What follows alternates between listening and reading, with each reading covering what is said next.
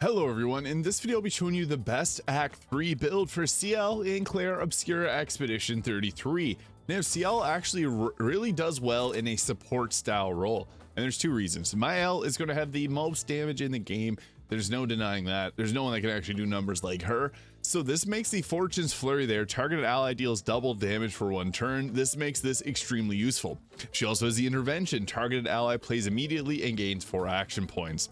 So yeah, you can imagine these combinations are very powerful. This is in addition to her being able to stack Foretell, and there's a couple different weapons that allow you to stack a ton of Foretell. She can mark targets, and there's just a whole lot going with her character. Honestly though, the Fortune's Fury is probably the best option to use for her because Maelle can one-shot most people.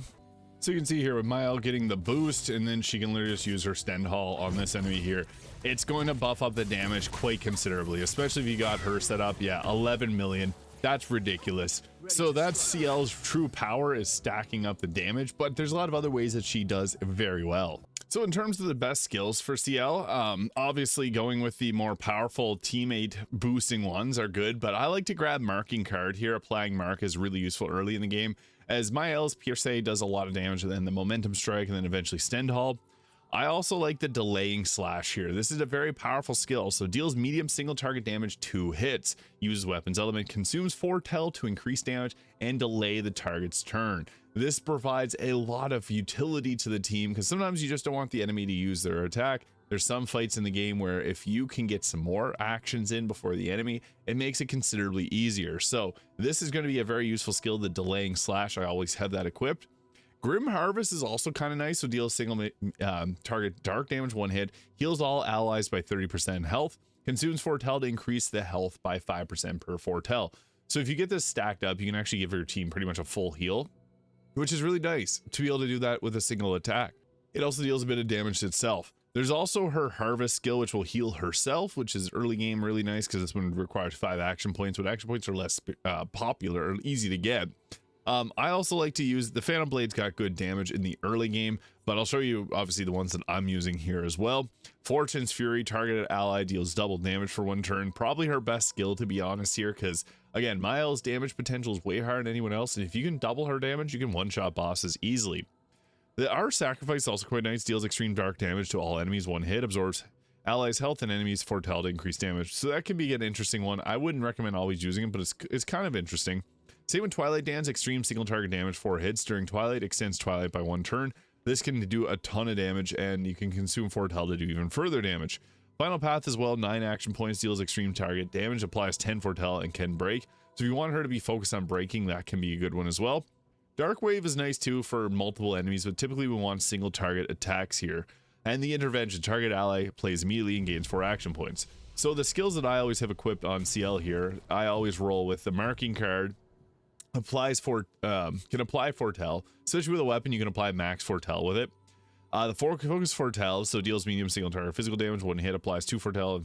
This one is another one that you can set up with, but you can also pop this off if you wanted to add in like the Harvest or the Green Harvest skill, or even the Final Path to be able to break targets. Phantom Blade also does some good damage, single target damage 1 hit, consumes all Foretell to deal additional and can break. And then our ability to support our team here through Intervention. So target ally plays immediately, gets 4 action points.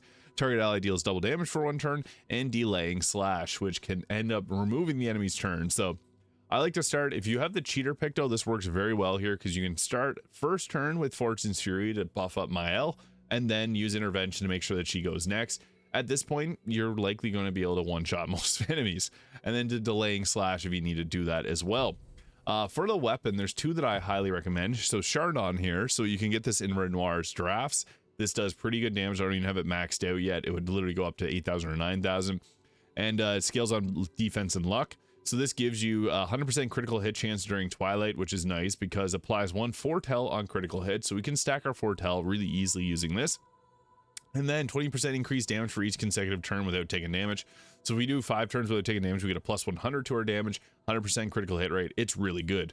Shachin here is another good one. So this uses vitality and luck.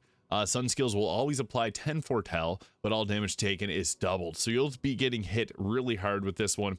Base attack gives 1 moon charge. It consumes all Foretell to apply burn, and then 100% increased burn damage in Twilight state. This one's good early game. It's also good late game to apply Foretell really easily, but she's better as support, so that's why I think going with this here, the Charnon weapon, works a little bit better. Now, as we go into our Pictos, I went with a few choices here. So we're going with the health ones, so we want to keep her alive as much as possible. I want the augmented counter that gives us 16% critical hit rate. We want to have that 100% critical hit rate if possible if we're using the other weapon. But we can also spec her around just overall health if we want to. We have the luck scaling on her, but with this one, the accelerating shots and breaking death, we can give her the max critical hit rate here. These are nice. We want to have something that's going to give her health though as well. So breaking death can be swapped out. Even energizing turn, because the more speed, she's more likely to get going and then start and give Maelle turns. So this can be really good too, to give ourselves 2000 speed, although we do lose a critical hit rate. That is fine.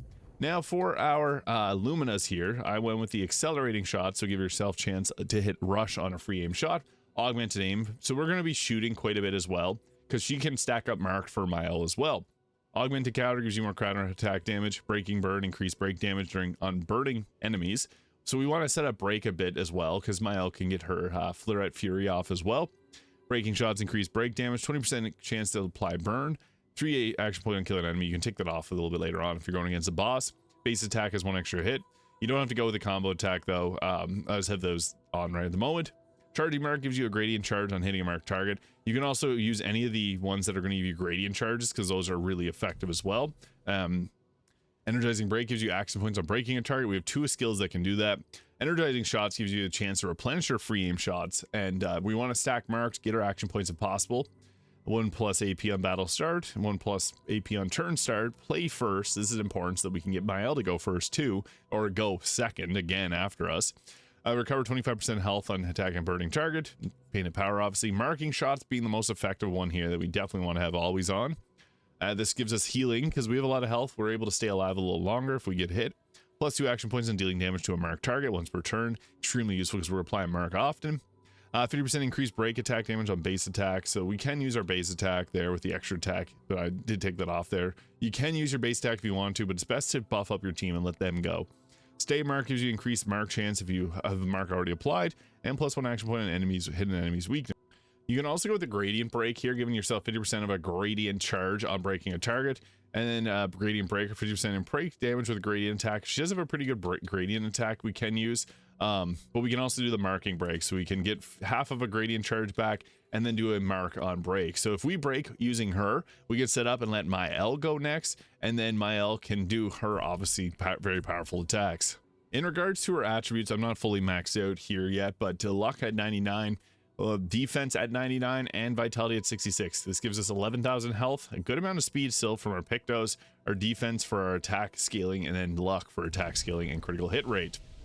So as I mentioned, her gradient attack, the Doom there, very high dark damage, 3 hits, applies powerless, defenseless, and slow on the enemy, which is huge because they'll deal less damage, take more damage, and have less movement or less speed, so we can actually go again more quickly. Shadowbreaker is good to stack up your Foretell if you want to have an extra turn, but again, her really biggest role here is to make sure that Maelle gets to go next. So we can buff up our teammates by using Fortune Flurry. So if you have the cheater Picto on, I didn't put it on because it is pretty overpowered. We would use Fortune Flurry and then into intervention. We can see here we can use intervention because the enemies were about to go, and we don't want that. We want to shut them down. So we got ourselves this one here. We got mark applied from Verso here. So this boss is about to go down, 8 million damage. Huge. So that took out one really challenging problem for us. And for an example here to show you the Doom ability, it's really powerful because, yeah, you apply all the debuffs to the target, and you saw there, it does quite a bit of damage itself. And after using one of those, we get to go again. So we can literally use intervention again to make sure that Maelle gets to go. It's actually pretty crazy because, yeah, she's got such high damage that it's best to let her go. Her turn wasn't even about to happen yet, and we let her move twice. Unfortunately, just Maelle works best on in this game, so it's setting her up to do her massive amounts of damage. So we're fortunate enough here to get 2 turns in a row, so this is a good opportunity for us to use the Fortune's Fury here to first buff up Maelle. So we go with that since we get to go again, or if you have the cheater Picto. Unfortunately, we don't have enough action points, but I would use intervention here Luckily for us, Maelle gets to go next. So what we'll do is we're going to go with the marking card. So we can apply mark. We'll just pretend that these targets don't have marks applied, and we can go with that and stack up our cards on them. And then Maelle goes in and does what Maelle does best, which is basically one-shot anyone that's got a health bar. So boom, yeah, 18,000 damage. That's pretty good damage if you ask me, thanks to Sciel. And again, we got ourselves another nice setup here, so we can literally go, we don't have to use the intervention, we can literally just use Fortune's Flurry here. So it's all about seeing where in the turn order Maelle's going to be going to, and then using this to just go ahead with one of her more powerful attacks. If she doesn't have her stance here, we can use like the Virtuose Strike, or even Gamage. We got 3 action points, and then she gets to go again, even though Gamage is going to likely do a good amount of damage, probably one shot. Yeah, it was enough. So yeah. So yeah, Sciel is a very great support in Clair Obscur Expedition 33. Let me know your thoughts in the comments below. Hit the subscribe button if you haven't already. I hope you have a great day, and we'll see you all in the next video.